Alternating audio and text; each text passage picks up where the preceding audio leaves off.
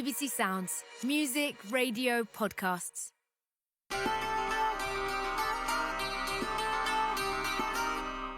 Hello, I'm Jaspreet Kaur. I'm a poet, teacher, educator and author. My new book, Brown Girl Like Me, is part memoir, part manifesto.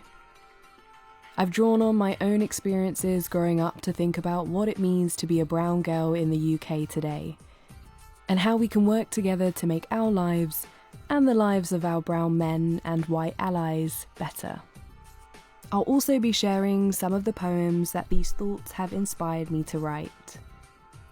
In this episode of an abridged version of Brown Girl Like Me, I explore my own mental health journey. Brown and down, rethinking mental health. Eventually, I shut myself down like a computer. Reboot, reboot, reboot. Black screens and flickers. Sitting inside a haunted house, living with ghosts inside my chest, but no one can see them, so no one believed me. No one believed me. So I had to perform my own invasive surgery, open up my chest and remove the disease. I saved me. Now it's time for recovery. Recovery. Am I dying? I thought, as I sat on the bathroom floor, hugging my knees to my chest and clutching onto the sleeves of my hoodie. Is this a heart attack? I was only 12 at the time, and this was the closest comparison I could make to what was happening to my body. My heart felt like it was about to burst out of my chest. My body was consumed by cold sweats. I could barely breathe. It felt like a plastic bag had been wrapped around my head with just enough space to inhale. My lips were salty with tears. Eventually, I sensed my fingertips begin to numb and I felt paralysed. I later learnt that this was the first of many panic attacks to come. For years, I never told a soul about anything I was going through. And that's because I had always heard such negative labels given to brown folk suffering from mental health issues. The ongoing stigma forced me to remain closed off, and the fear of being ostracised forced me to silence the suffering caused by my anxiety attacks and depression. When I was at university, and after a nasty, abusive relationship, I fell into my darkest period of depression, and this was when I remember my self-esteem being at an all-time low. I didn't want to look at myself in the mirror, I couldn't make eye contact with people. I was falling into that abyss that those who have suffered from depression will know all too well. There were days when I wouldn't even leave my bed, let alone my house. Where do we even start with something that is not meant to exist in our culture? Mental health problems are not meant to hold any space within us, and if they do, we do not admit them out loud. But they do hold space within us, and the more we bottle them up, the more likely they are to explode. We all grew up with stories about that auntie down the road who never got married because she was depressed, or how so-and-so's daughter never leaves the house because she's bargal. We've seen and heard words like izzat and sharm passed down from generation to generation, sometimes with different nuances, but always with the same pain. The existing and very inadequate data suggests that the prevalence of common mental health disorders such as anxiety and depression is twice as likely in brown women than their white counterparts, at a shocking 63.5%. Studies have also found that if brown women try to seek treatment, they are often overprescribed medications. This often stops brown women from accessing the mental health support that they might need. But before brown women even arrive at this point in their mental health journey, have they been fighting a number of wars already, arising from cultural, familial, and religious expectations? The ingrained acceptance of secrecy has become more and more dangerous. Asian women have been taught to have self-control and restraint when it comes to darker emotions. An outward expression of such feelings is seen as a poor reflection on the individual and her family. A lot of this is attributed to misunderstandings and misconceptions about mental health. There is an association with black magic, bad karma, the will of God, or even bad parenting. These stigma-ridden slurs are often combined with intergenerational conflict for brown women, with older generations having their own views on mental health and younger generations having very different interpretations. Alongside wider cultural viewpoints, there are often faith-specific reasons given, which could include Hindu beliefs in karma that suggest an individual's present circumstances are a consequence of past choices and actions. Or within the Muslim community, mental ill health can be blamed on the evil eye, magic, or jinn possession. Considering our very recent history of British colonialism, war, genocide, famine, partition, and even natural disasters, combined with government policies on immigration and systemic racism, it's only reasonable to suggest that we, as second and third generations, may be holding some of our parents' and grandparents' pain within us. I fully appreciate that our parents and grandparents may never have had the chance to fully heal. All their past pains and difficulties were then interwoven with immigrating to a whole new country and setting a foundation for our existence. This can often lead to parenting from a place of fear rather than from a place of comfort. When the only priority in parenting is to survive, then how can we thrive? Are we now the generation to break the cycle, the never-ending trickle of trauma that has seeped into our bloodlines? But even if brown women do have some success in accessing services, they're often inappropriate to their needs. When I eventually sought out counselling during university to combat my ongoing anxiety and depression, I was offloading childhood traumas, my history of being bullied in school and current young adolescent stresses. The therapist, a white woman in her late 40s, completely misread all my verbal and non-verbal cues. She suggested I move out from home, become more independent, and stand up to my family. She was completely unaware of how close-knit Punjabi families are, and how their love for me and my love for them was very much a part of my decision-making process. I felt so misunderstood and, if anything, more depressed. Throughout their lives, Asian women are one of the high-risk groups for mental health illnesses, especially for postnatal depression. Brown women with postnatal depression frequently report feeling ashamed when receiving their diagnosis. They feel it will reflect poorly on their abilities as a mother, and even more negatively on their family's reputation.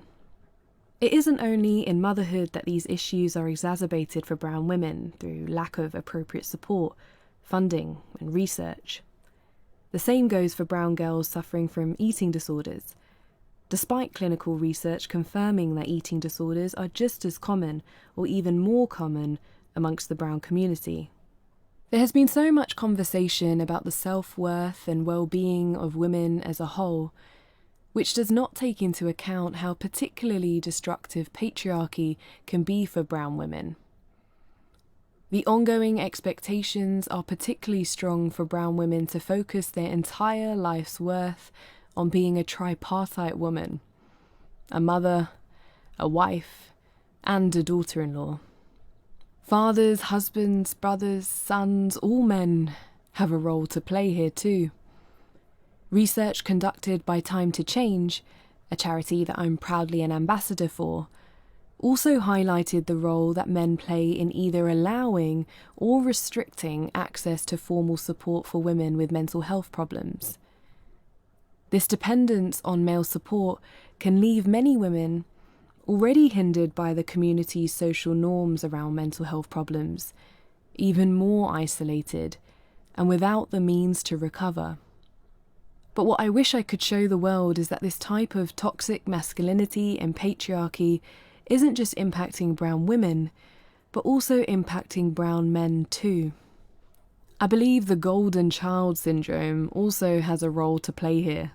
Because of the ongoing preference for sons in our community, boys are often put on a pedestal and, as we know, get spoilt rotten. For brown boys, what also comes with this pedestal is the duty to carry on the family name and take responsibility for looking after the family later on in life. Soon, there are bills to pay, mouths to feed, and shoes to fill. And we know that this can be tough. Maybe this gets stressful. Maybe they feel ill-equipped. Maybe they just need a shoulder to cry on. But we have told boys throughout their lives that those tears are out of place. For some men, the burden might be too much to bear. The statistics are harrowing, with men making up 75% of suicides in the UK. I've even heard families describing the loss of male family members to suicide as a brain attack, because they were so reluctant to discuss the reality of the mental health struggles that they may have faced. Another aspect that can't be ignored within this conversation around mental health is how, even now, non-heterosexual relationships and gender non-conformity have been pathologized by the brown community. The irony here is that South Asia has a long history of accepting non-heterosexual relationships, gender non-binaries, and of exploring sexuality. It was Section 377 of the Indian Penal Code that criminalised homosexuality as a result of British colonial law.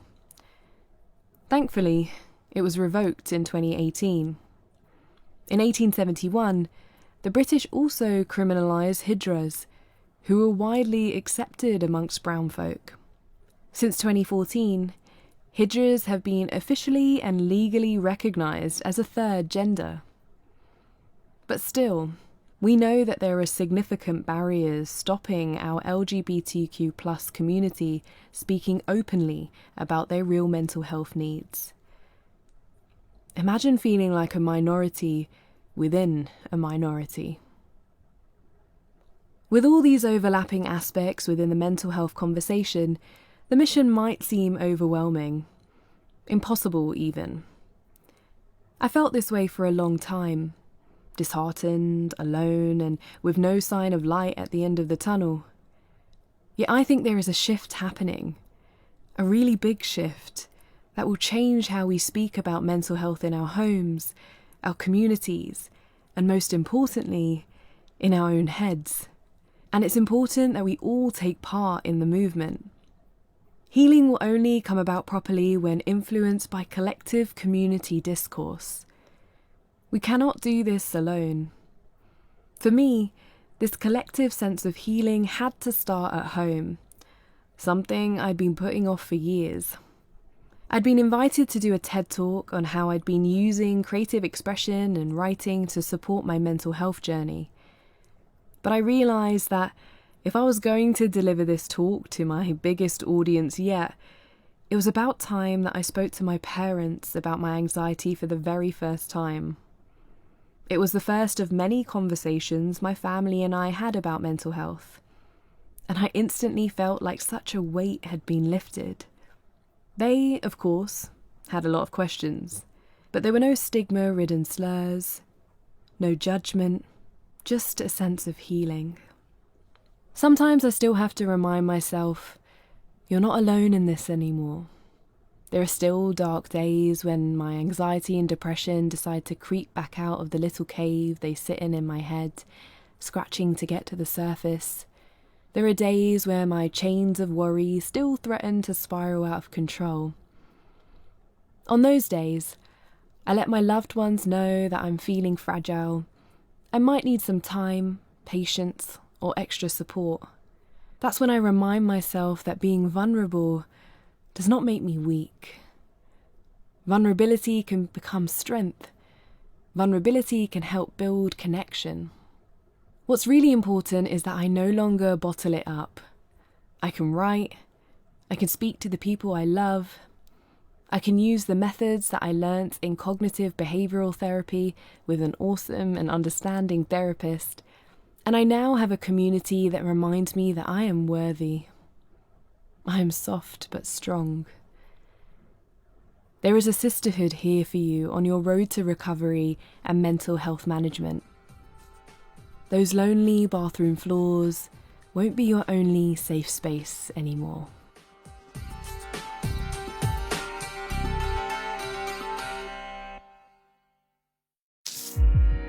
BBC Sounds, music, radio, podcasts.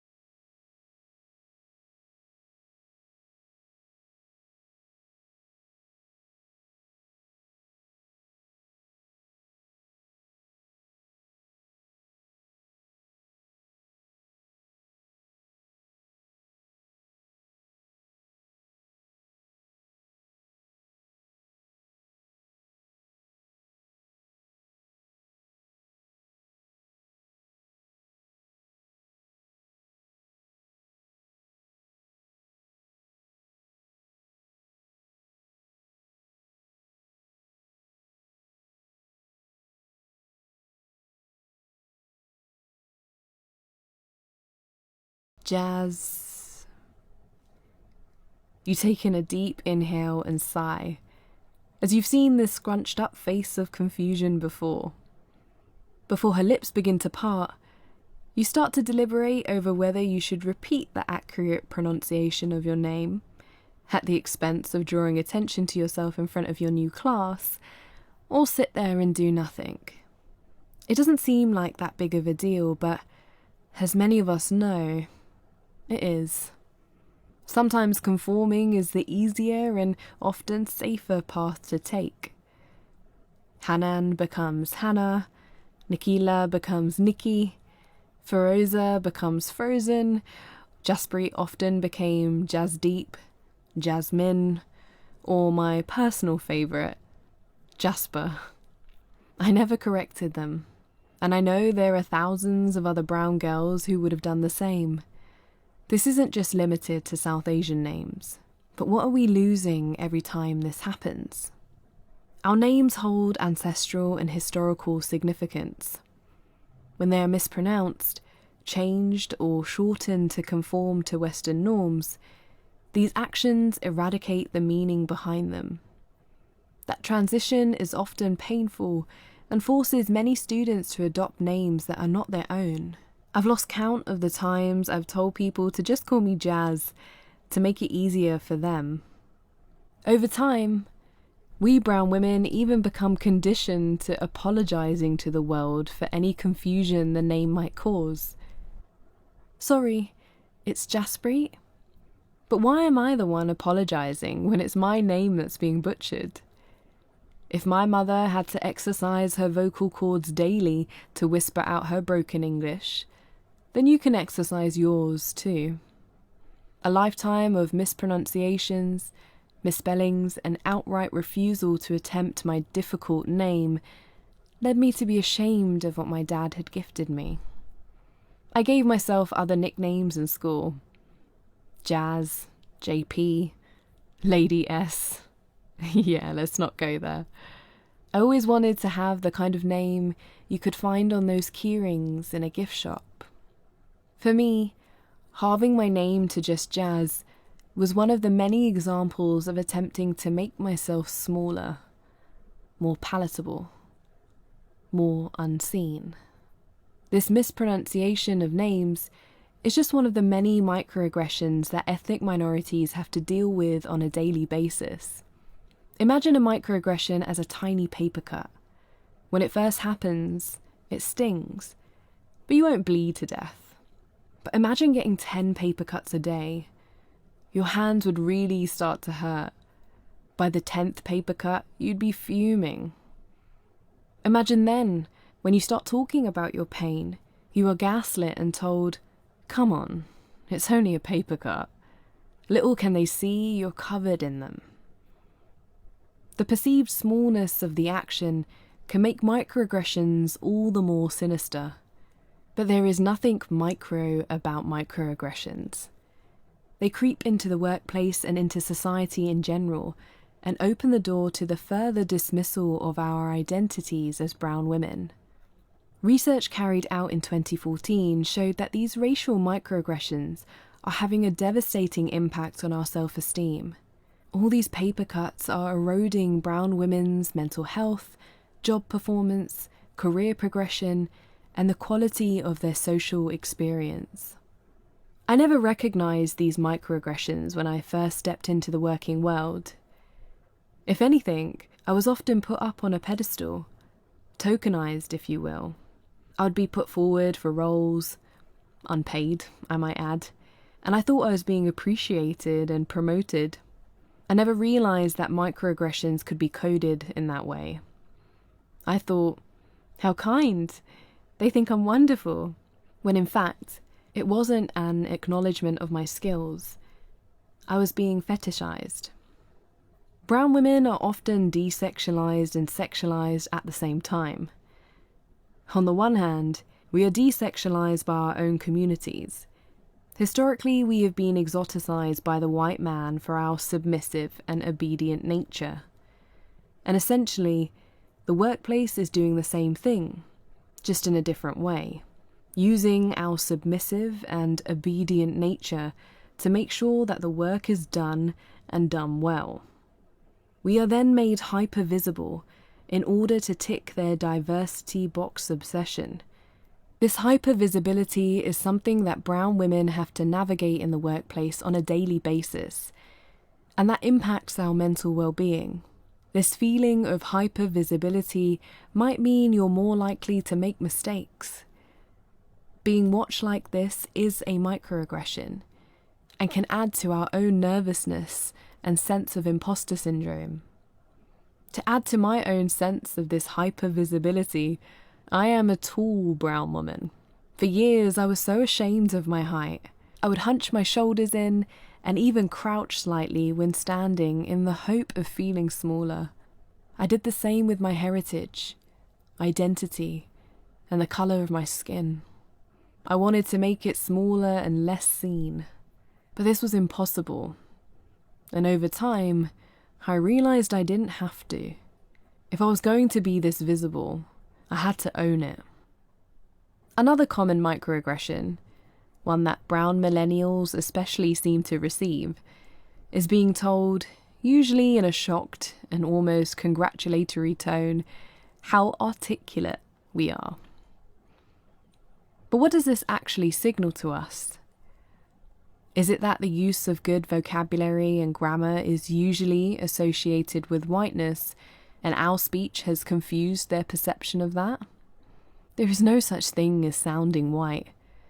I am articulate by sounding like me. In fact, many brown women are articulate in multiple languages, not just English. Try being articulate in Urdu, Punjabi, Hindi, Tamil, and Bengali, like many of our mums are. Microaggressions can come from within our own communities too. Saying things like, "You're not like other brown girls," or comments related to that are just as toxic. It's one thing receiving these kinds of comments from white people, but it's exhausting to then have them reinforced by our own communities. Varney Kaur, a teacher and social activist from London, tells me, "When I get asked what I do for a living, I proudly say, I am a secondary school teacher. It's met with the same response every single time. Maths or science? English, actually," I reply, already knowing where the conversation is heading. Inevitably, this is followed with a string of uninvited comments about how Indians don't teach English. Who would learn that from us? And am I sure I don't want to teach maths? But we do teach English, and I will be sticking to it. I was never sure how I should react when I faced these daily microaggressions, except to release them in my writing. Faced with these ignorant comments, I was usually too stunned to generate a witty or snappy comeback at the time, and would usually come up with a wicked one in the shower later that day, thinking, damn it, I should have said that earlier. Sometimes I would even question whether or not I was actually being insulted. Do you ever wonder, am I being too sensitive? Because trust me, you're not. We need to stop gaslighting ourselves. It's okay to feel scared, confused, or fully pissed off in these moments. But here are a few things you can do.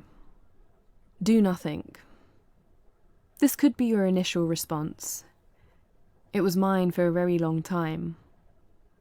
It might be emotionally draining to have to confront the perpetrator then and there, and that's okay. Protect your energy if you need to. But I warn you, you might be left wondering what exactly happened and why, and you'll have to depend on yourself for a sense of closure and make peace with the situation, knowing it might happen again. Respond back. Call it out, or ask them what they meant by their comment or question. Never laugh it off. A new popular favourite of mine is to say, "I don't get it," and ask them to explain what they mean. They'll most likely go quiet and squirm. Or you could be witty about it. If someone says, "Your English is so good," you could say, "So is yours." Hand the microaggression back to them and wait. Or you could use this as a time to educate. Let's take a minute to unpack what you just said. Be aware that this approach can be risky. They might make excuses for their behaviour. They could get defensive, maybe even hostile towards you. So only use this option if you feel safe and comfortable to. Take some time, respond later. I fully appreciate that you can't always say something right away. When you've got to put food on the table and have mouths to feed, you may have to think twice about shaking up your place in an establishment. So take a moment.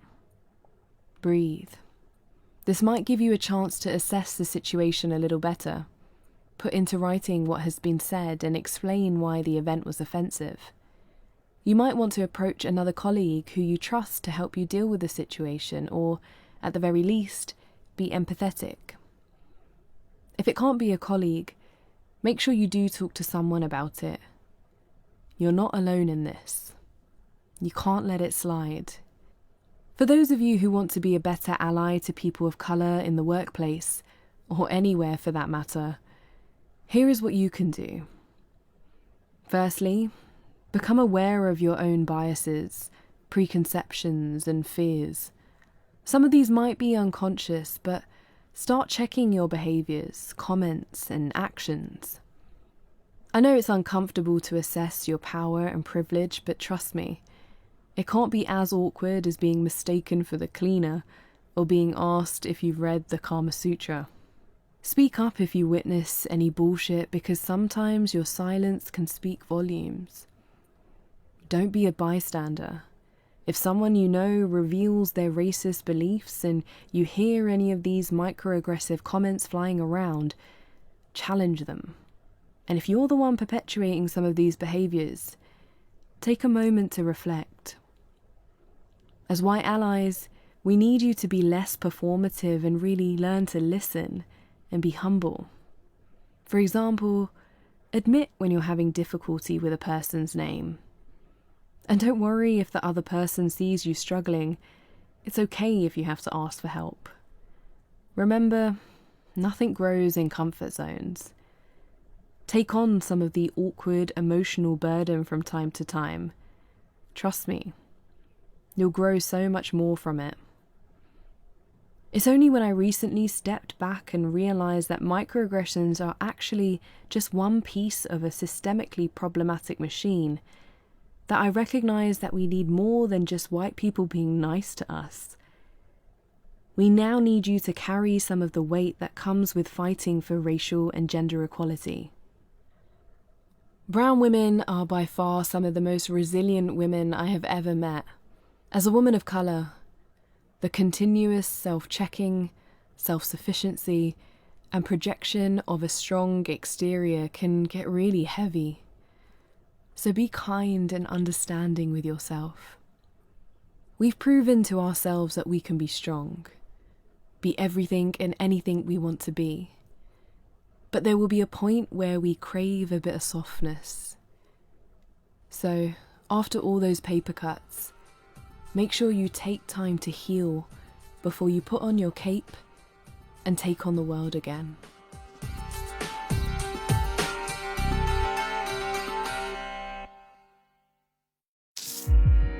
BBC Sounds, music, radio, podcasts.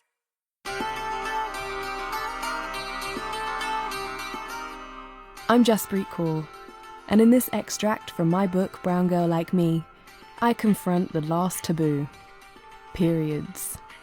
Yes, it's that time of the month. Smashing shame, menstruation and other taboos. I would sneak my pads into the house as if they were drugs. Babies are expected of me, but my monthly madness isn't an open conversation. Keep that behind closed doors, or closed legs, crossed legs. Rouge on my jeans. My thighs are blushing like my cheeks because I leaked with the embarrassment. Ashamed of the stains on my covers as if I committed murder. Scrubbing the evidence in secret. All that we're killing is a young girl's self-worth. As long as they can provide a healthy birth, right? And now I'll serve my time. 1 week, once a month, a life sentence. Blood. The blue one, with the wings, I cried to my husband down the phone. I'm about to perform a spoken word poem in front of thousands of people in Westminster Abbey, including celebrities, politicians, and the entire royal family. And I must add, it was going to be broadcast live on the BBC across the world. My hubby, Mr. Indy Hoti, managed to get back in time for me to pad up just before I went on to perform. The performance went well, and I managed not to fall flat on my face. Win. No one would have known. I was bleeding heavily throughout. My husband, as well as the other men in my life, is now pretty used to hearing me speak about my periods, which pads I need, and everything else that comes with the joys and pains of menstruating every month. But that wasn't always the case. Let's rewind to the summer when I had just turned 13, and I found the first little red droplets in my knickers. I was scared and confused, and I called for my mum, who was downstairs in the kitchen. Mum snuck me a pad under the door, whispered in a hushed voice that I should remove the backing to the pad and stick it on my knickers, and that was that. No follow-up conversations, and definitely no celebrations. It was all pretty anticlimactic, to be honest, but the hushed transfers of pads continued throughout my teenage years. We would come back from the pharmacy, and I would run upstairs quickly with the bag and put it in my room before anyone, specifically the men of the house, saw. I would have to wrap used pads in layers of tissue and then a plastic bag before putting it in any bin, just in case anyone opened the bin and, God forbid, saw it. My only understanding of periods before this point had come from school when in year 6, all the girls were asked to go to the hall for a special assembly. I remember all the boys got to go out and play in the playground, and I, of course, was super jealous. It felt like a punishment. I would soon learn this was one of the many punishments I would have to endure, simply for being a girl. Add a layer of shame, a dash of discomfort, and a splash of stigma from your brown household, and there you have it. The journey of menstruation for most brown girls. The interesting thing about menstruation is that it doesn't matter where you are in the world, east, west, north or south, periods are still a taboo for most societies. It's important to recognise that not all women experience menstruation in the same way. Different cultures and religions view and manage their menstruation very differently. In Islam, menstruating women, haid, should not touch the Quran or enter a mosque, and there are prohibitions around physical intimacy. Hindu women are often encouraged not to enter temples, prepare or touch food during this time, but not always. Sikh women are free to meditate and pray, visit the Gurdwara and partake in seva, selfless service. But whether that is widely accepted by the community is another question. A recent study by Plan International UK reported that 1 in 10 girls aged 14 to 21 can't afford menstrual products on a regular basis, forcing some to stay home from school, and 42% have resorted to using makeshift period wear such as paper and socks. In addition to that, according to a survey by Public Health England in 2018, menstrual issues were reported by half of the women in all age groups and 3/4 of 16 to 24-year-olds. So if it's impacting so many of us, why is there so little known about how to manage our periods, and why is it still so stigmatized? The impurity complex is where the story begins, but where does it end? How can we encourage people to see that our periods aren't a waste disposal system, and we aren't getting rid of dirty blood?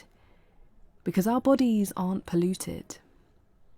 One way we can go about changing this is considering the language and terminology that we use. I remember when I first became an ambassador for Binti International, an amazing charity on a mission to provide menstrual dignity to all girls worldwide. The founder and now my good friend, Manjit Gill, told me that they no longer use the word sanitary towels. Sanitary makes our periods sound like they're dirty. Instead, we say menstrual products, she told me. I was mind blown. By using words like sanitary and hygiene, we're continually reinforcing the taboos we're trying so hard to break. The lack of research into women's health, specifically concerning our menstruation, is pretty damning. This is even more of an issue for women of colour. Brown women have been let down by unequal and archaic approaches to female health for decades. Much of the research out there still falls back on stereotypical narratives, such as that brown women are more vulnerable because of outdated assumptions like lack of language skills. This might have been an excuse 3 decades ago, but it's not anymore. Although we've seen period taboos being tackled through social media campaigns, this has yet to permeate the medical discourse. There is still hardly any research on pain prevention or pain relief, and on devices such as tampons, moon cups, and pads. I also do wonder, if it were men that were suffering from the pain, would research have been funded decades ago? So, until there is more medical research on our periods, I guess it's up to us as a community to start talking about it more ourselves, right? But how do we do that when periods are still deemed as a dirty, almost naughty thing to talk about? I say naughty because it's clear that the period is another part of the brown woman's body that has been overly sexualized. What I mean by this is that for most brown women and men, periods are purely associated with fertility and having babies, which is associated with having sex to make the baby, which of course is too taboo to talk about. As a result, both public and private spheres continue to sexualize menstruation, so it remains a topic that still can't be spoken about openly, regardless of gender. It's only appropriate amongst the whispers of women behind closed doors.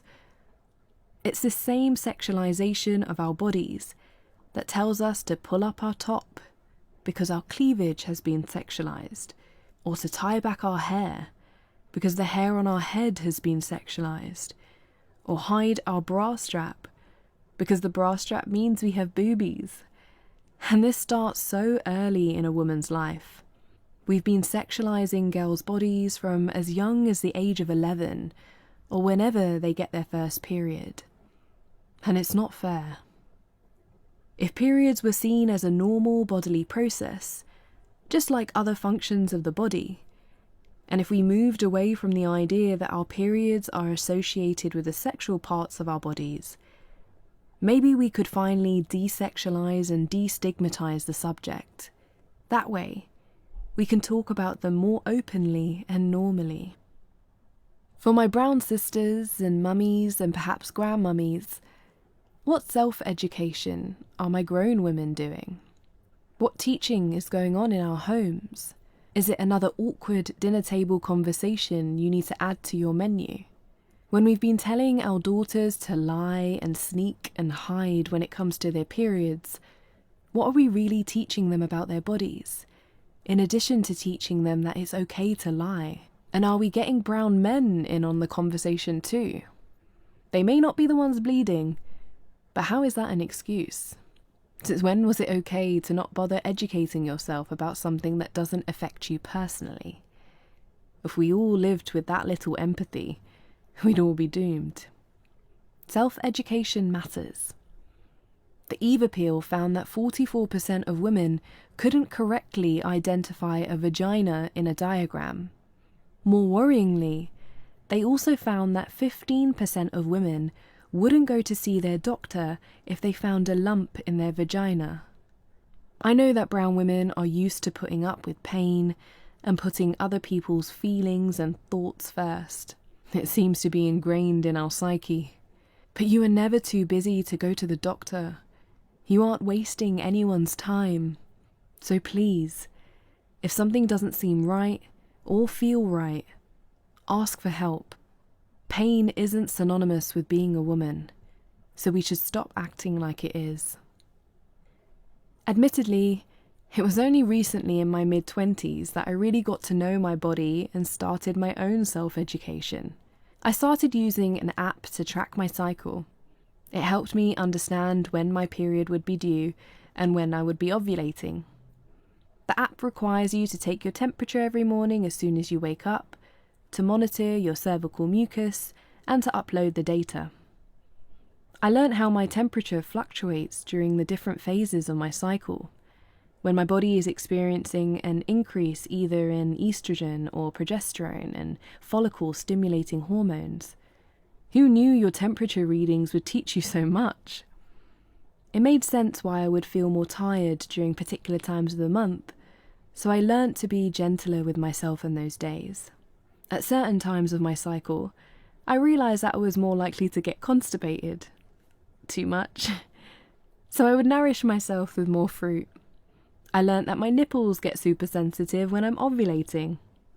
Way too much.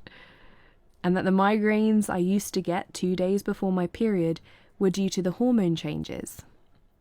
Sometimes I regret that I didn't get to know my body earlier, purely because it feels like a friend I could have made sooner. It was a friend I could have loved sooner. She should have technically been my first friend.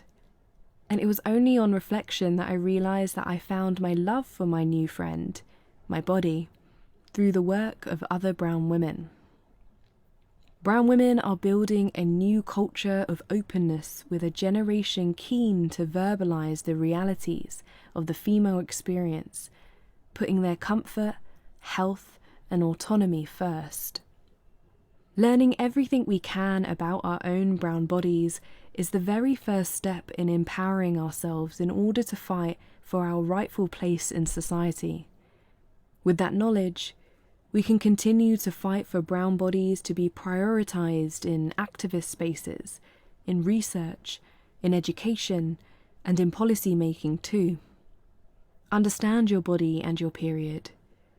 It will provide you with an indescribably universal understanding and a camaraderie with all women. Even as strangers, we all dig through our handbags for one another when a woman needs a pad or a tampon in a public bathroom. We empathise with each other. This compassion is what binds us women together. And it is this universal understanding, if used to challenge stigma and shame, that might just change the world. When and if I have kids someday, boy or girl, I want them to be able to talk about periods openly, to never have to hide their pads, environmentally friendly ones of course. We will ensure that giving birth and becoming a mother are not seen as the only important aspects of talking about menstruation. We shall say the word period in my house. We shall voice our pain and discomfort. We will not have to suffer in silence. We will celebrate them.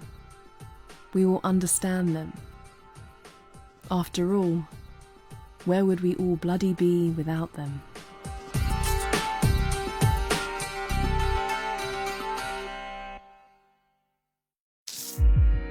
BBC Sounds. Music, radio, podcasts.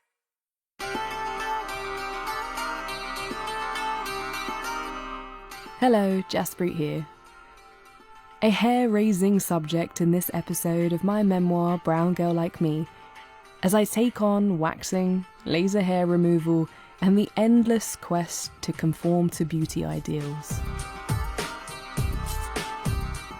Ripped roots, brown bodies, body hair, and colorism. Since when did woman become a hairless word? Because I'm pretty sure that even Eve had some fur under her sleeve. I mean, the hypocrisy is that the hair out of my head makes me feminine, but anything below my eyebrows makes me some ape-like specimen, so we remove that hair, trimming ourselves into something sexier. But maybe I'm reading this all wrong, like I've got dyslexia, because when I read woman, I don't read a hairless word. A hairless word. At the age of 9, I decided to use my dad's old razor to shave my legs before a friend's birthday party. I cut myself so deeply near the dip of my ankle that I still have the scar today. I remember my sister had laid out a beautiful green dungaree dress for me to wear. She had bought it for me a few weeks earlier on my birthday, but I was so embarrassed to show anyone my bleeding and still hairy leg that I told her I hated the dress and wanted to wear something else instead. I'm sorry, sis. At the age of 11, I used my mum's cream bleach on my sideburns, because the boy I sat next to in class told me I looked like a gorilla. It gave me a rash that lasted for the next 7 days. At 14, I attempted to use hot wax to remove my upper lip hair. I must have overheated the wax in the microwave and consequently burnt the soft, tender skin right off. The result? I looked like I had an even darker moustache. Sod's law. At 16, I plucked away at the unibrow that sat neatly on the bridge of my nose like the wings of a bat. The plucking continued to the east and west of the unibrow until I was left with 2 unrecognisably matchstick-thin eyebrows. At 18, I used hair removal cream on my underarm hair. I must have left it on for too long because it started stinging like crazy and I couldn't put deodorant on for weeks. Finally, in my early 20s, I saved up enough money for laser hair removal, thinking it would be the permanent solution to rid myself of something I detested so much. But nothing was permanent except for the hate I seemed to have developed for my own body. These little horror stories will sound familiar to most women, but it's worse for most brown women. Our body hair is thick and dark like the roots of a sycamore. I say body hair specifically because it's anything below the eyebrows that we seem to have a problem with. And as we can see from my experiences, this association with pain is beauty and beauty is pain starts very young, fueled by the desire for smooth, sleek, hairless skin, like the skin in all the adverts. Why is it that we have added this excessive labour to our lives? A labour that forces us to perform a full-body exorcism every time we're in the shower. We've all been there. Applying shaving cream all over our bodies so we end up looking like the abominable snowman, right? We're surrounded by social media and advertisements displaying white, hairless, sleek, flawless and poreless skin, close up and from every angle. We're encouraged to perform this expensive, repetitive and invisible labour time and time again to meet the feminine ideal. Hairlessness is not synonymous with the female body. It requires work, as if we don't have enough on our shoulders already. Have we been hiding how we feel in our brown bodies for too long, in an effort to reach the standards of the white body we have put up on a pedestal?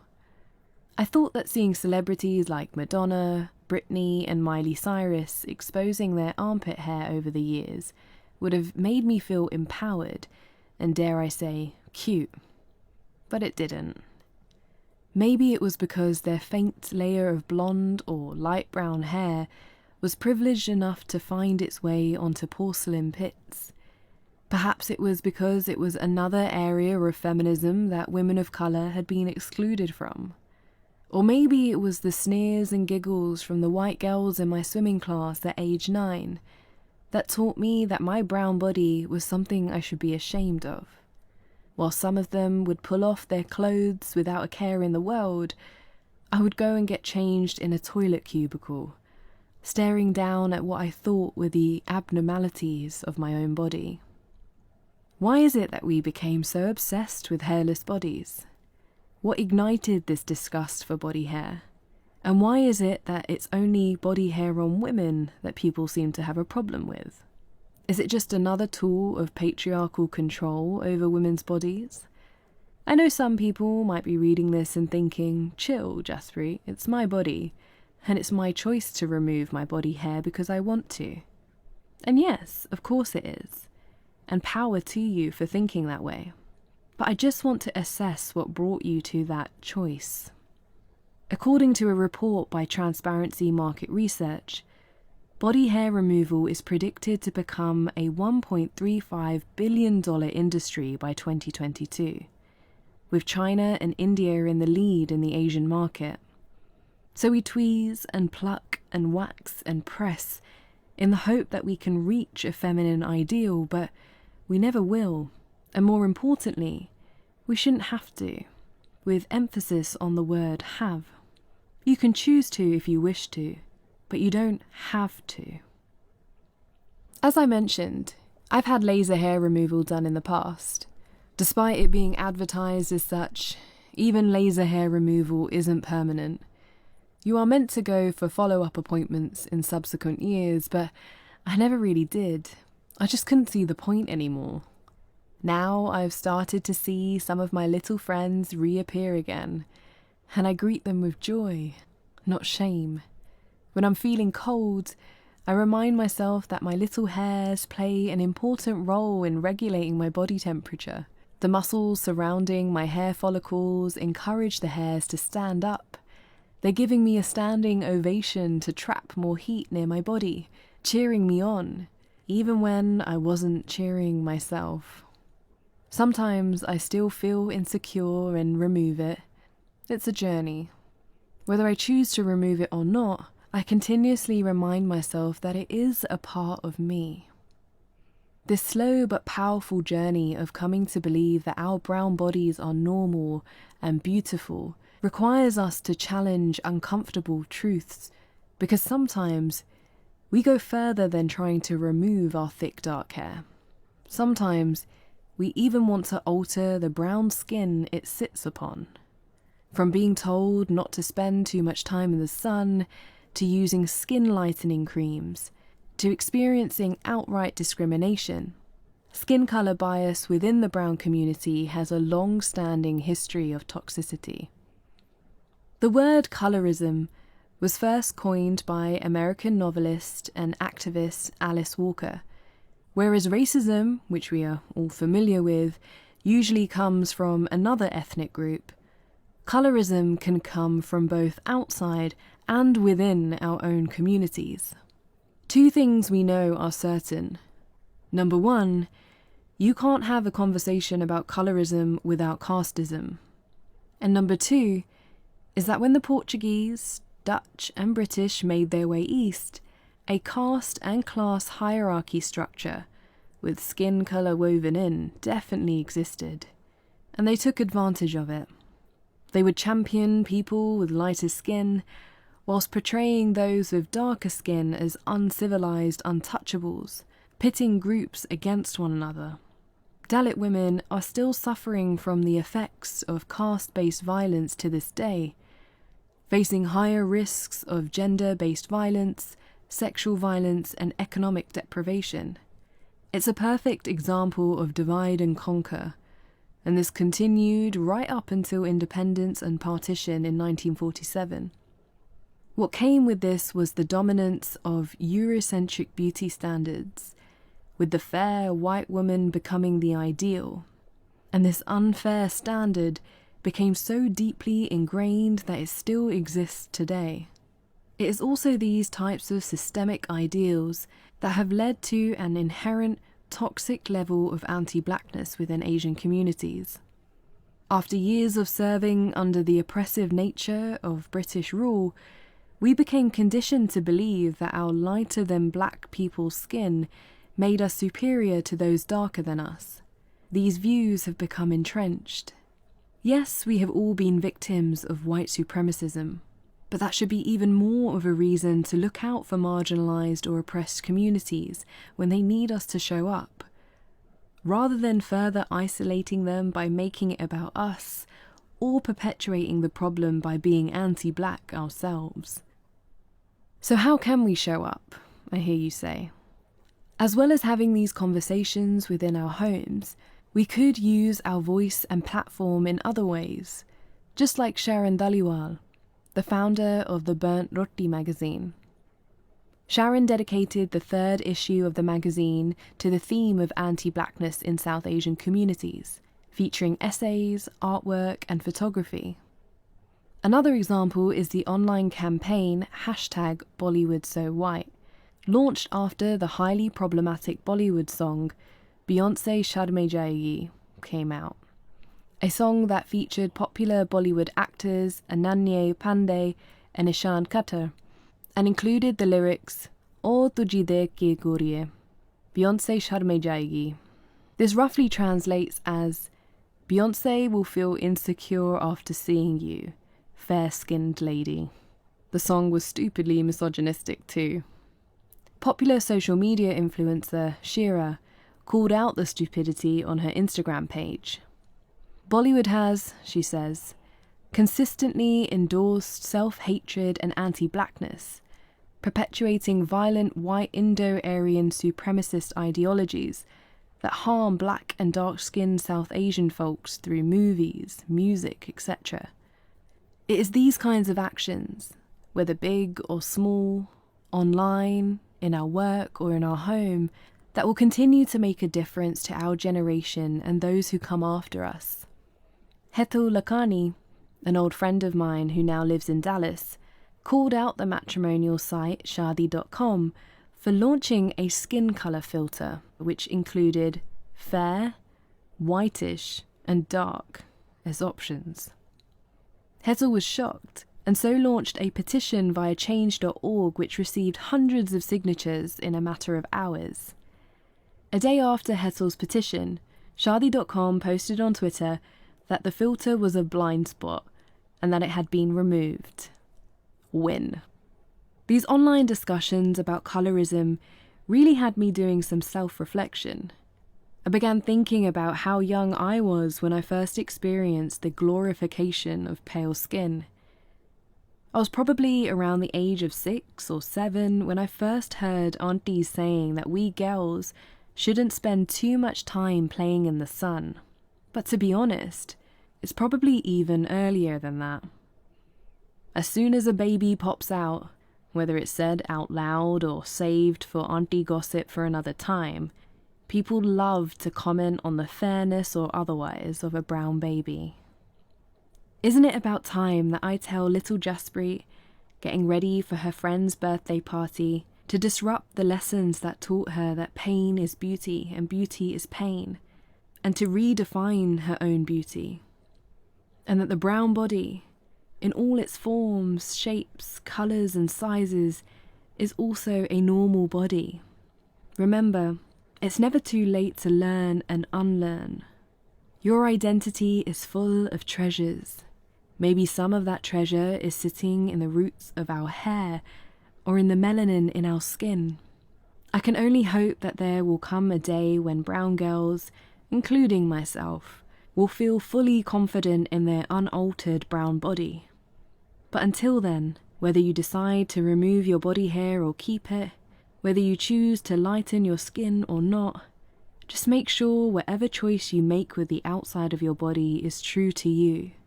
Not for no guy, not for no auntie, and not for no dumb beauty standard.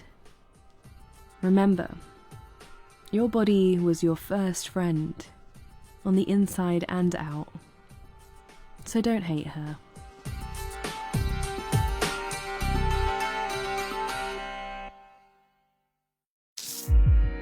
BBC Sounds. Music, radio, podcasts.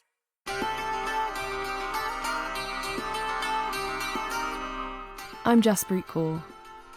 I'm proud of my brown girl identity. Here's why I think it deserves protection.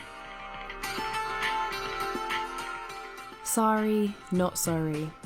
The cultural appropriation conversation. Maybe I'm wrong to assume that the same mouths that made the word immigrant so dirty are the same mouths craving for a curry on a Friday night or a chai tea latte. As an adolescent, my relationship with my mum was tricky. I was a book-smart but rebellious teenager, keen to explore the ways of other people my age and, in some sense, denying my culture, who I was and where I came from. My mum wanted to keep me close to my roots, reminding me of who I was and where I came from, which I often rejected. It was only as I got older that I started to take some pride in parts of my culture. More recently, during one of our daily catch-ups, Iggy Azalea's music video Bounce appeared on the screen. She was wearing a red lenga with gold embroidery, a tikka resting on her forehead, a dupatta draped across her head, and a group of Bollywood backup dancers behind her. In case you aren't aware, Azalea is not a Bollywood actress. She is a white Australian rapper. My mum glanced at the screen and said, "Doesn't she look nice in that lenga?" It was when she made her next comment that I started to pay more attention. I wish I could have worn them more when I was her age. It broke my heart. I began to see the double standards that existed around fashion. How a culture that I once thought was too foreign for Western eyes had suddenly become trendy. A culture I had grown up denying. In that moment, I felt so sad. In that moment, I understood the meaning of cultural appropriation.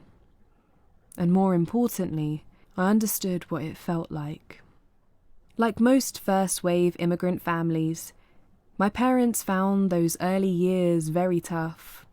Mum spent her days working the till in our corner shop in East London, whilst Dad worked 2 other jobs.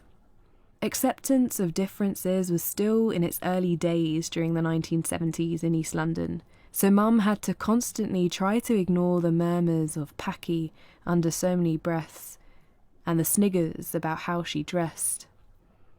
Soon, her salwar kameez had to stay home.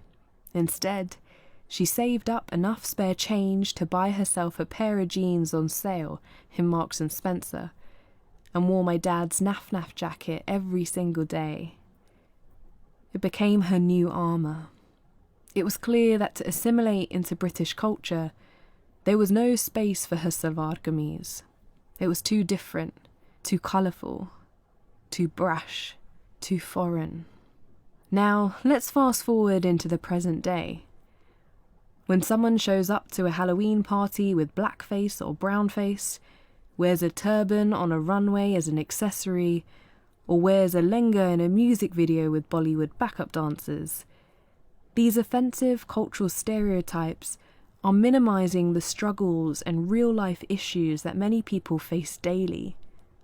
As brown folk, we have a right to be upset and offended when someone dresses like a Bollywood beauty, when we were never allowed to because it made us too different. Some people suggest that cultural appropriation isn't as critical as other issues within racial and cultural oppression. But as we look more closely, not only will the cultural appropriation conversation build more understanding and empathy for other cultures, but we'll see how it acts as another clear example of the deep-rooted inequality in the history of cultural exchange. If we keep dismissing the impact of cultural appropriation, are we prioritizing the feelings and desires of people of power and privilege over the rights of minorities? Those in positions of power can cherry-pick which elements of a minority culture they like and don't like.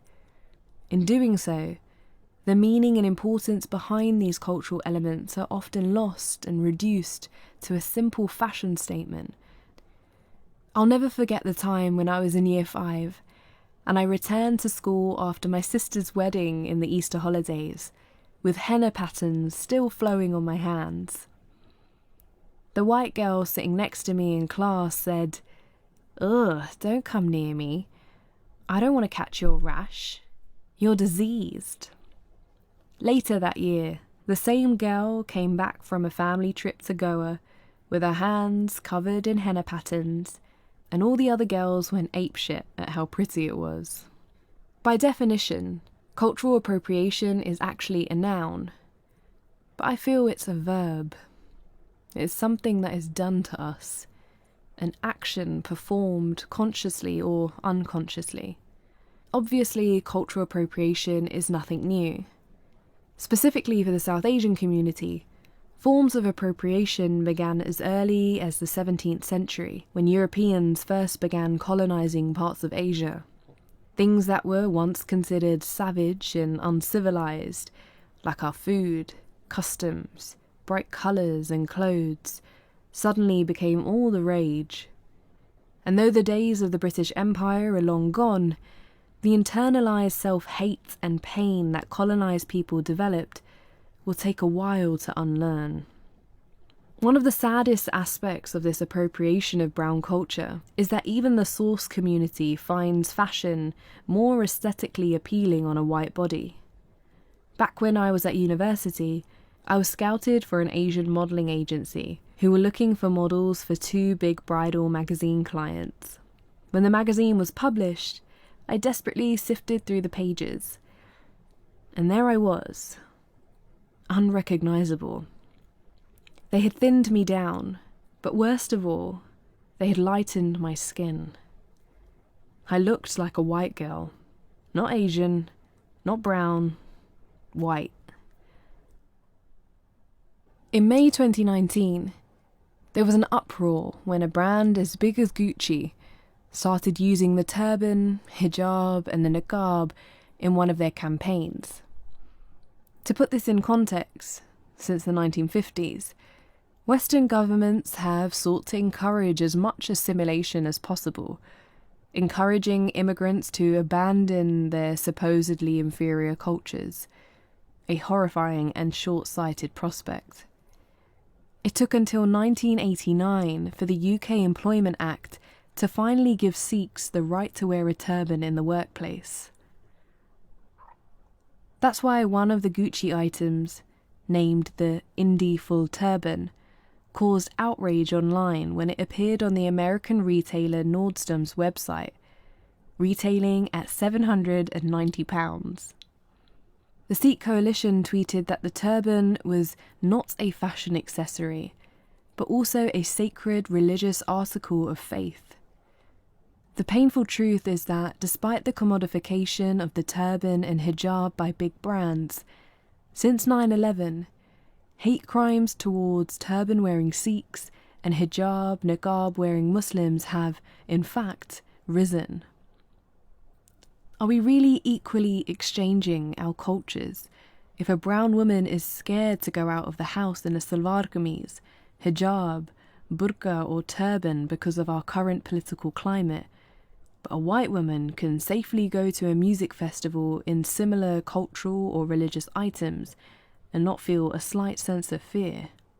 It would be challenging to establish restrictive forms of ownership or to police cultural borrowing. It just goes to show that the concept of culture is a difficult one to define. We can't ignore the fact that culture is political. There are endless debates between the left and the right on multiculturalism, nationalism, Britishness, and British values.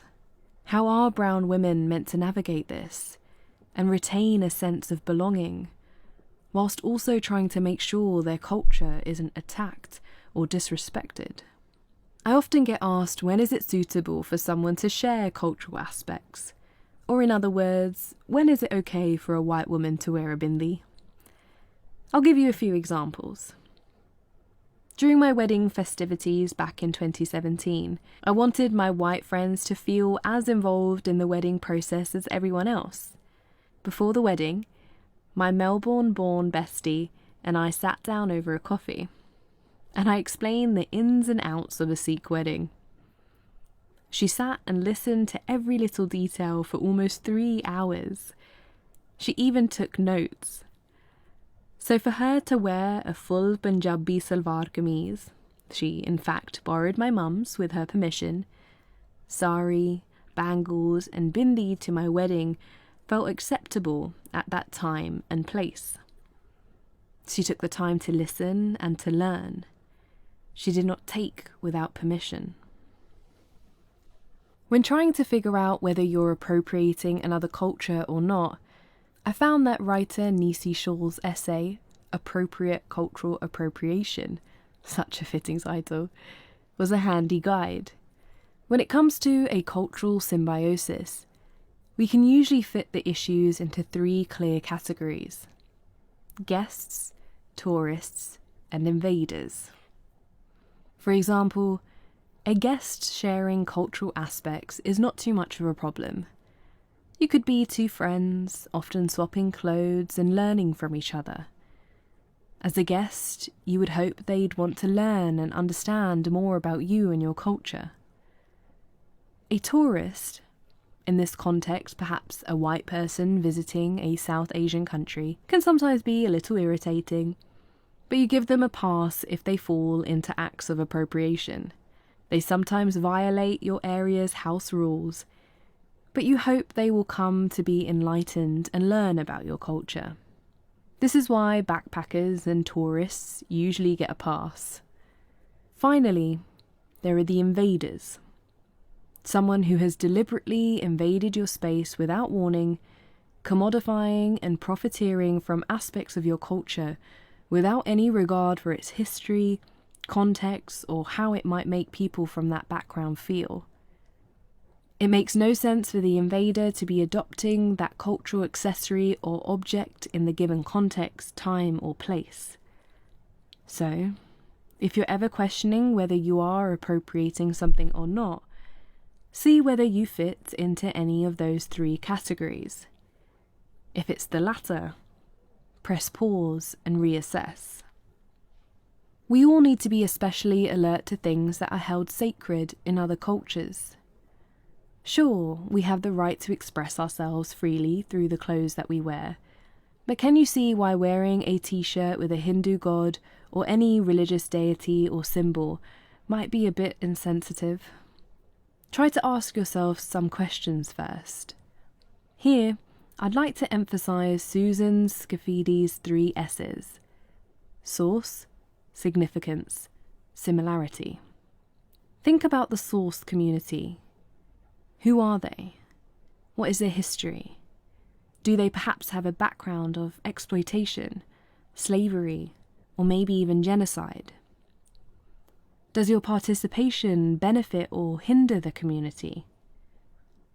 Significance. Is it a sacred object? What weight and meaning does it hold? How is it represented through the product? Is it demeaned or made fun of? And finally, similarity.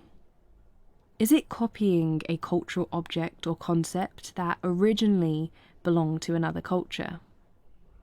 If the answer to any of these questions is yes, you may hopefully have learnt why it may be offensive to the source community. We need to feel confident in who we are and our place in the world for others not to walk over us. At the end of the day, a white person or celebrity can take off their makeup, bindi and jewellery and reflect on what an amazing time they just had and how fit they looked. At the end of my day, I take off my makeup, bindi and jewellery, and I'm still going to be a brown girl with all the difficulties and joys that brings. I could sulk and think about how much I missed out on as a kid.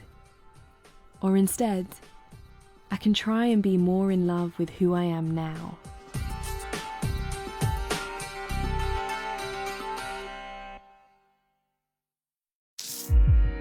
BBC Sounds. Music, radio, podcasts.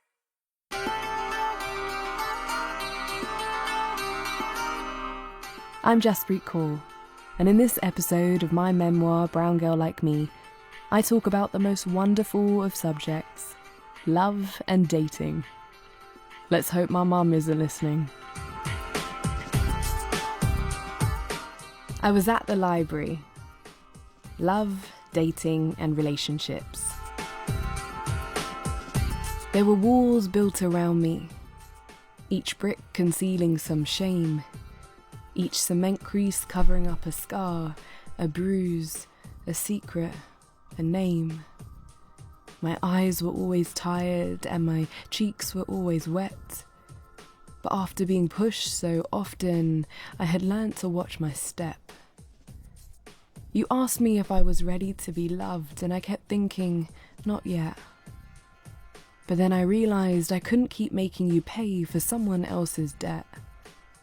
What did they do that made you want to hate yourself so much? Why was I so scared to ask for help or flinched at someone's touch?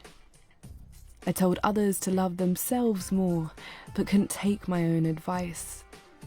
Because deep down I thought I was nothing but an ocean made of ice.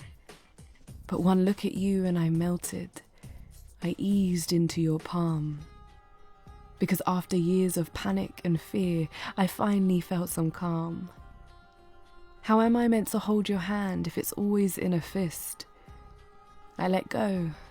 I let myself free and greeted true love with a kiss. I told you that you have no choice but to love me like I'm art. Sell all your secrets and with the truth pay rent to live in my heart.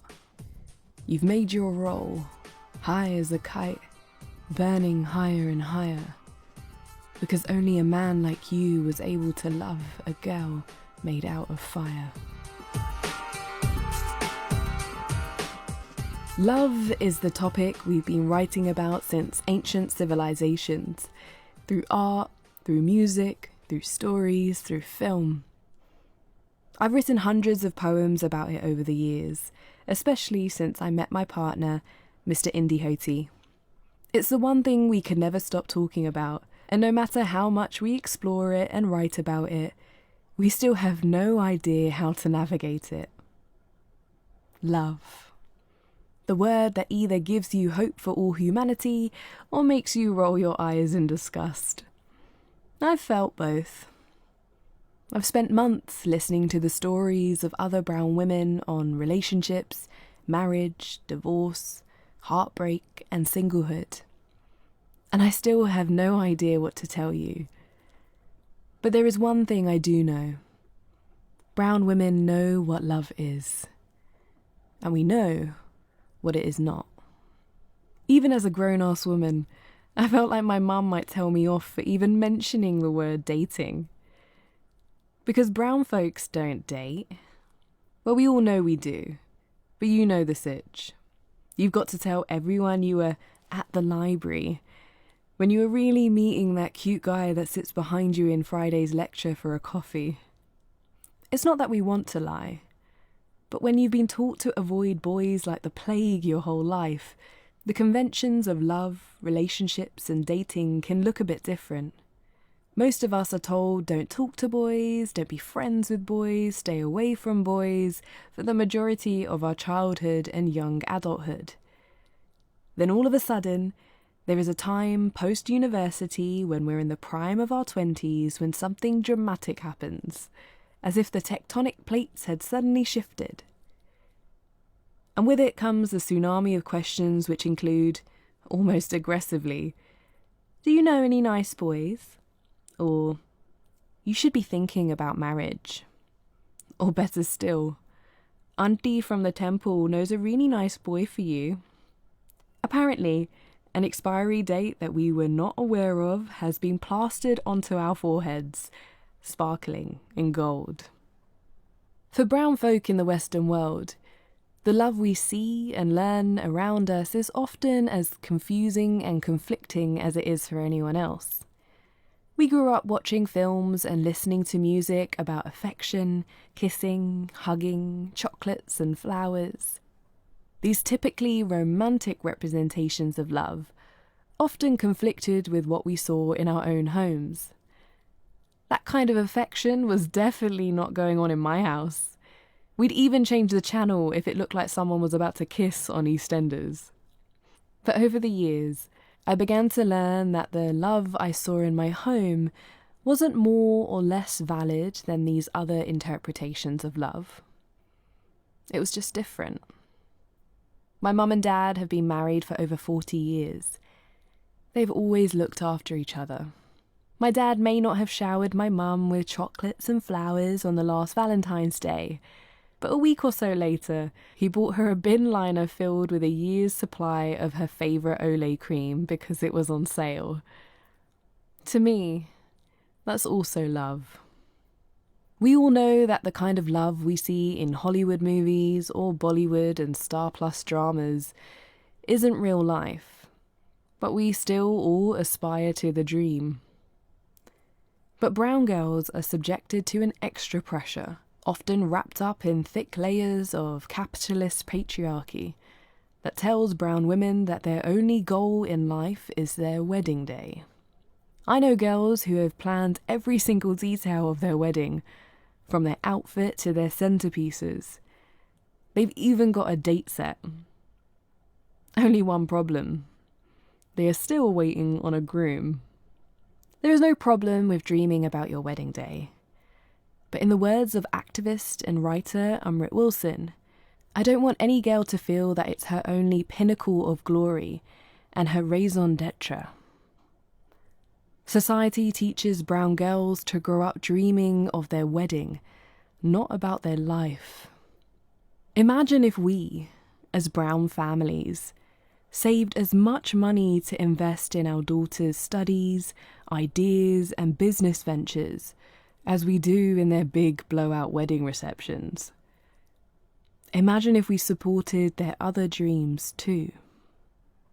Often we get so wrapped up in this idea of finding the right partner that we don't spend enough time learning our love languages.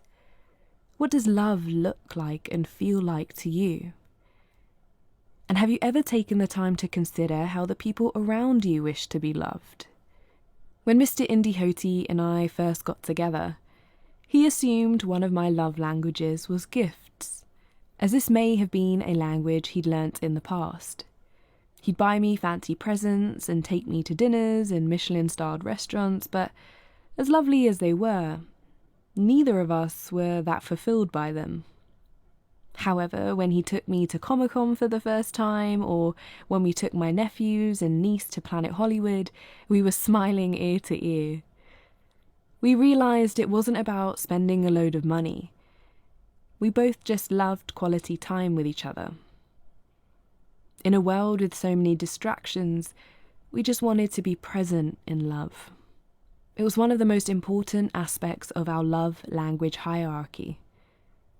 It's one of the main reasons we decided to take a year out and go on a 12-month honeymoon backpacking trip across Asia and Africa.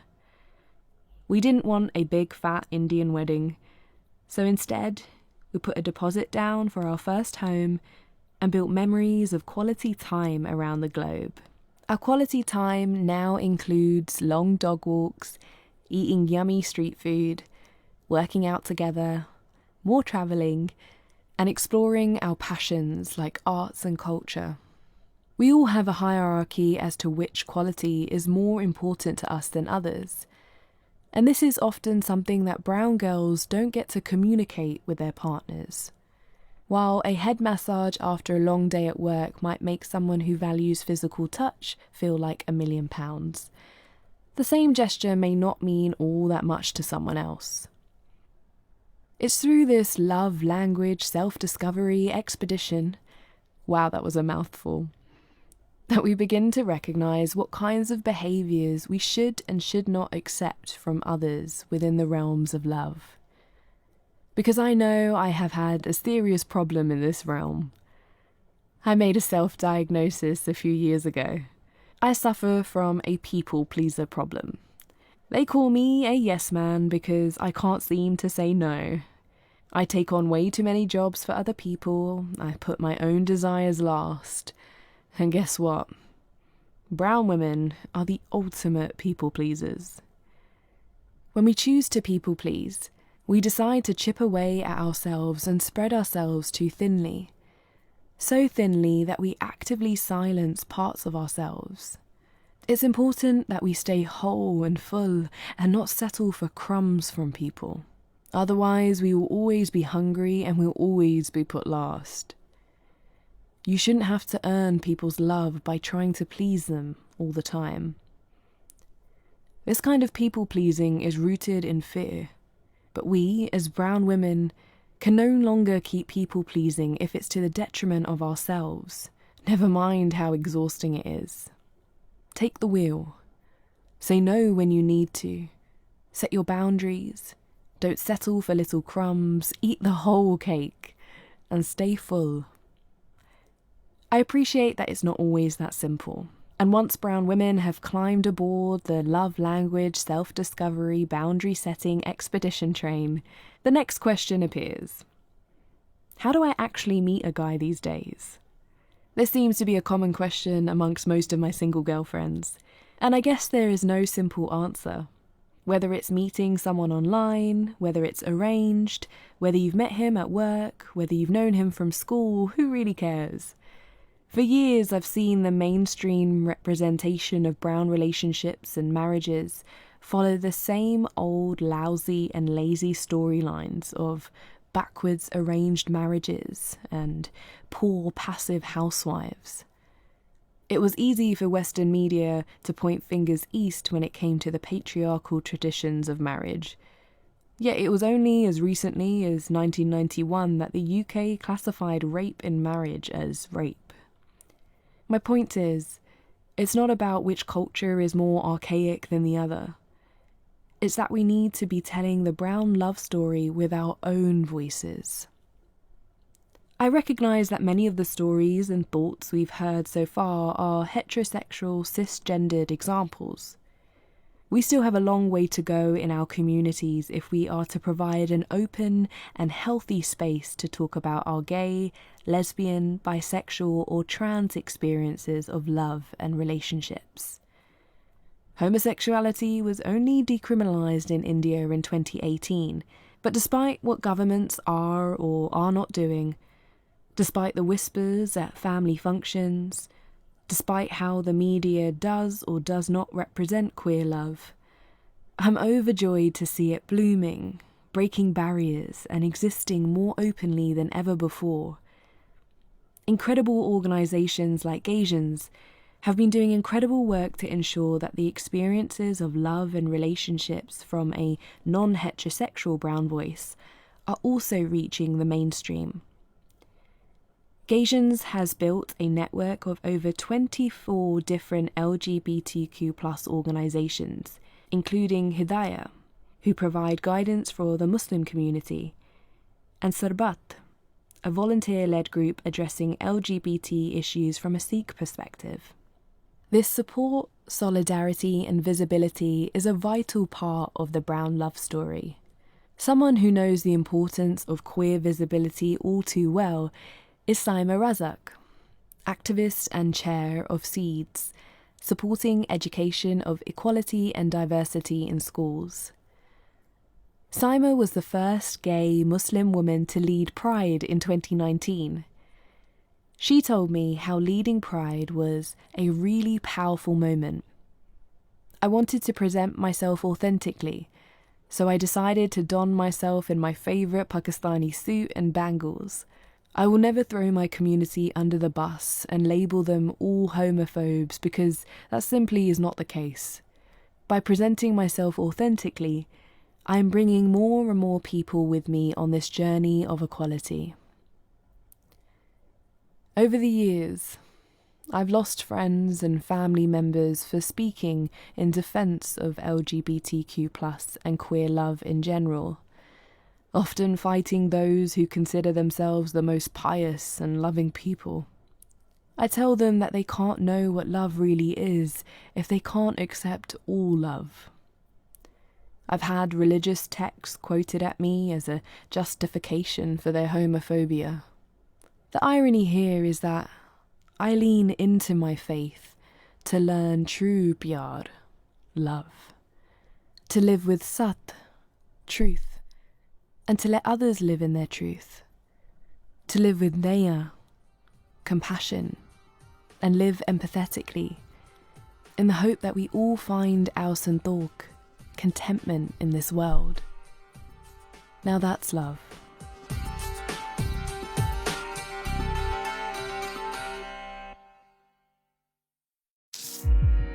BBC Sounds, music, radio, podcasts.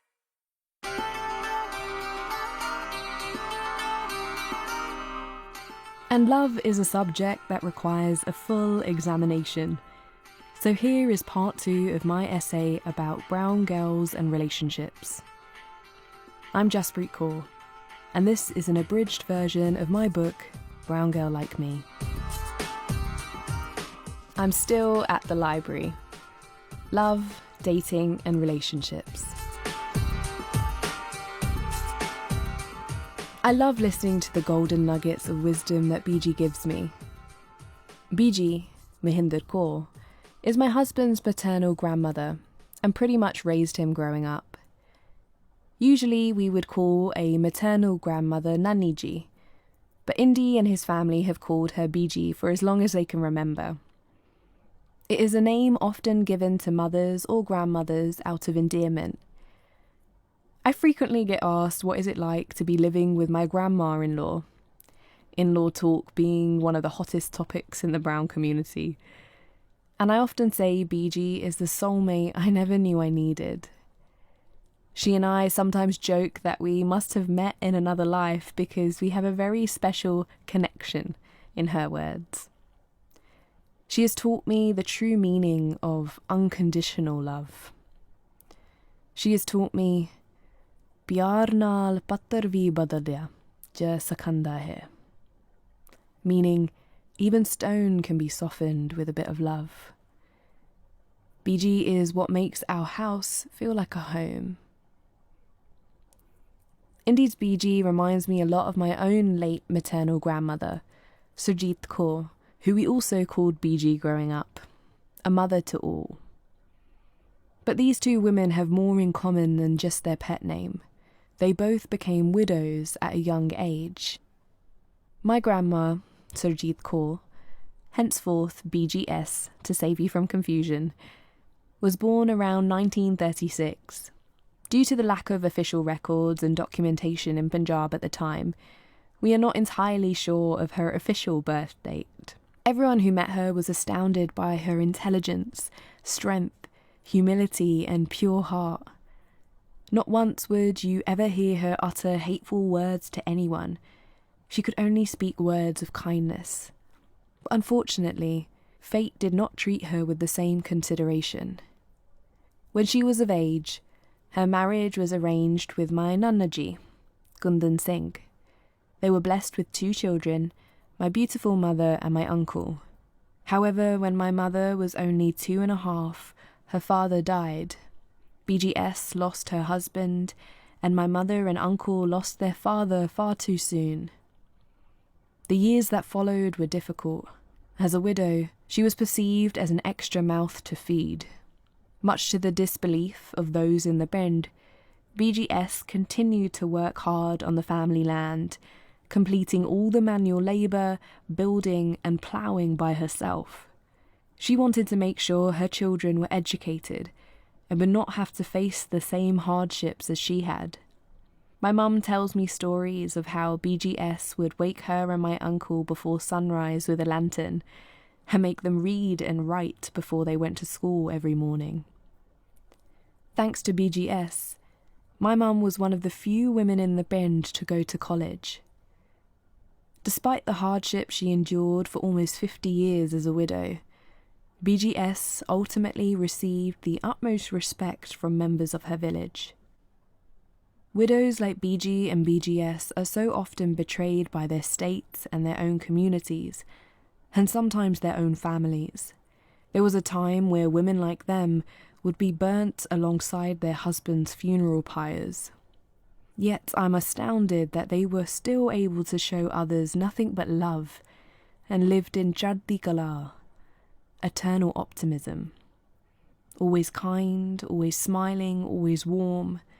Both women are as strong as steel but as gentle as a feather. People now speak of them both with such respect and admiration, you would think they were some sort of war veterans. And actually, the injustice that they had to endure for years was tantamount to war. But they survived, my gentle warriors. So when BG now teaches me lessons on love and kindness, I want to soak up all that wisdom. It reminds me of an old proverb. Nava Norden, Brana Sorden. That means new for 9 days, old for 100 days.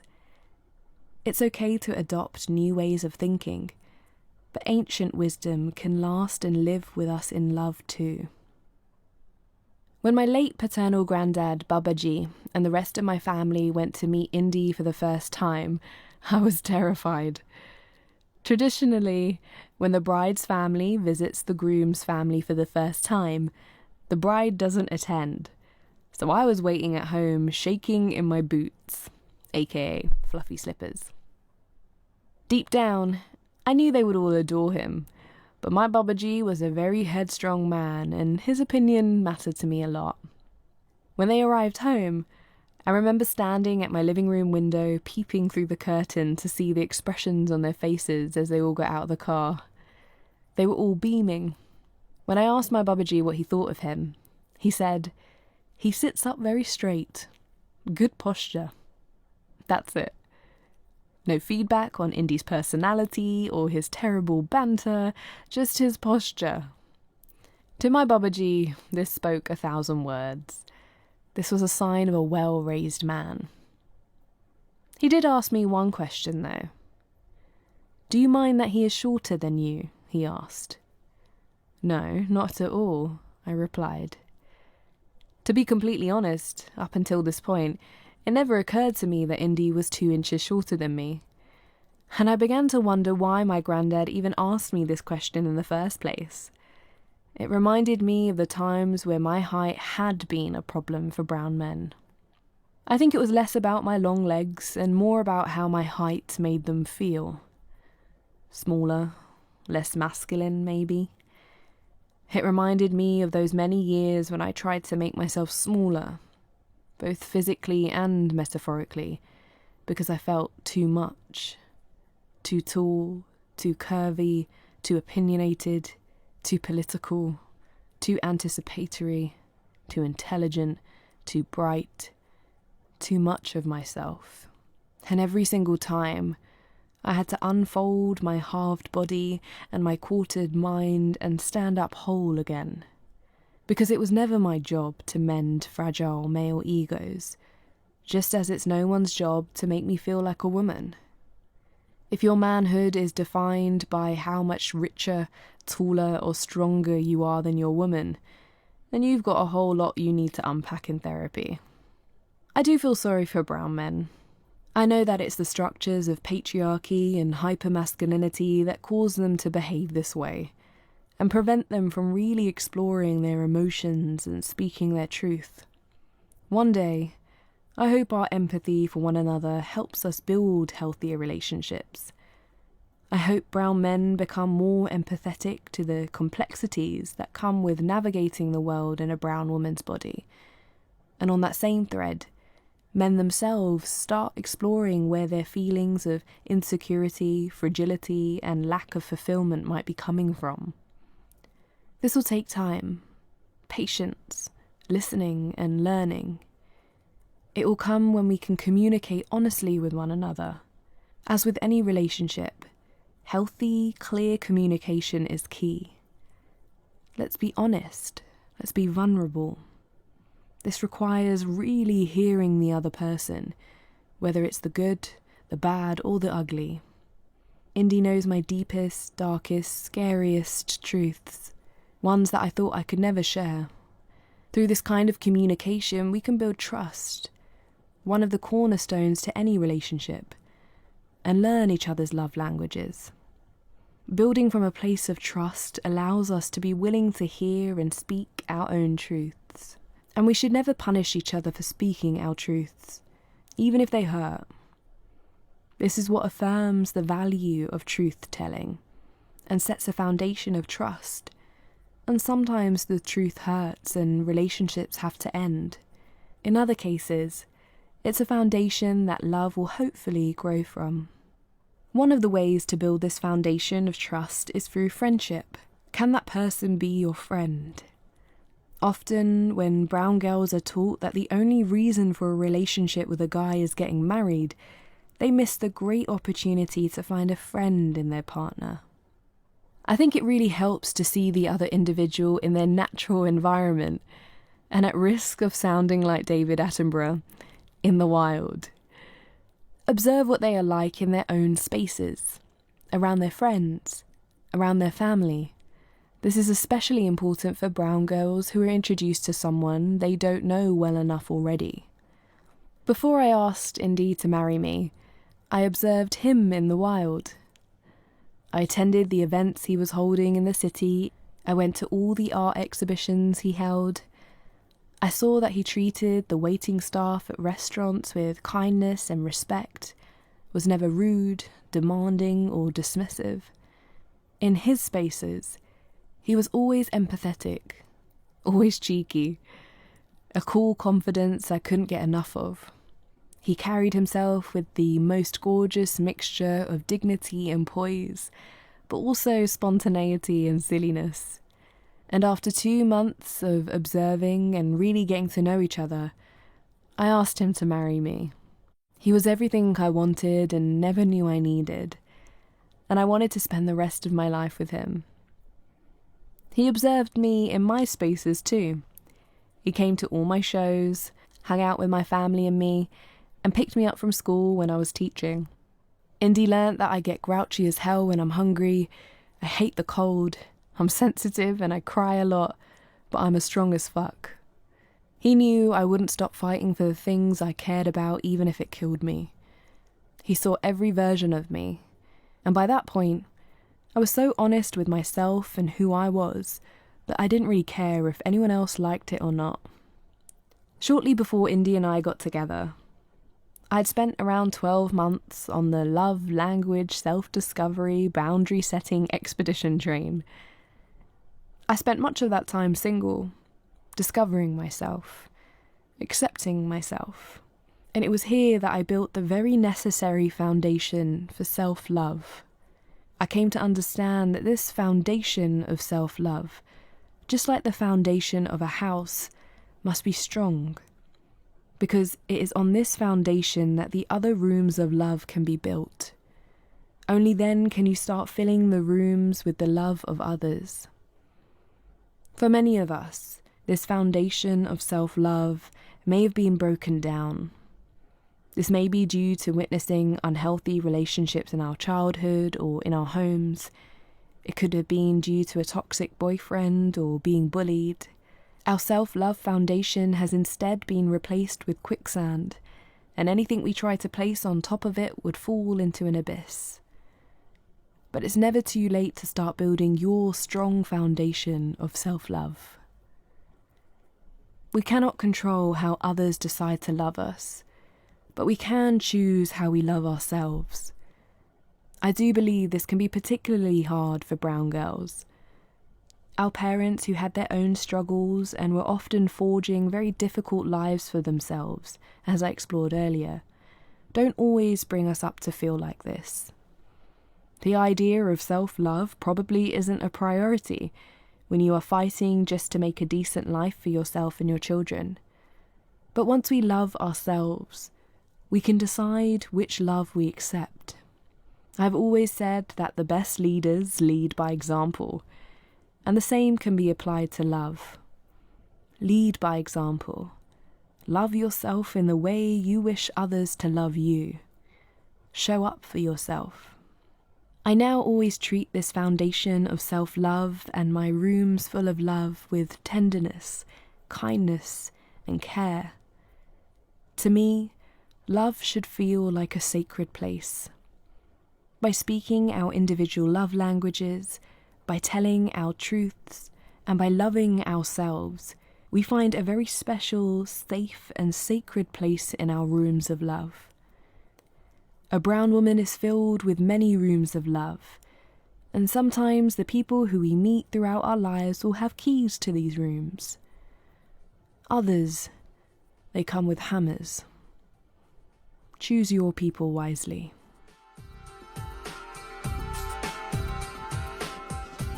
Brown Girl Like Me was written and read by me, Jaspreet Kaur. The producer was Nicola Holloway, and the book was abridged by Sarah Chaffee.